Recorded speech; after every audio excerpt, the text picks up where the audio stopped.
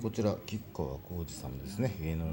ノセントスカイという、カセットテープですけども、この、テープを止めているね、なんていうんでしょう、アダプターといいますか、こちらがね、折れてしまって、こちらにありますけども、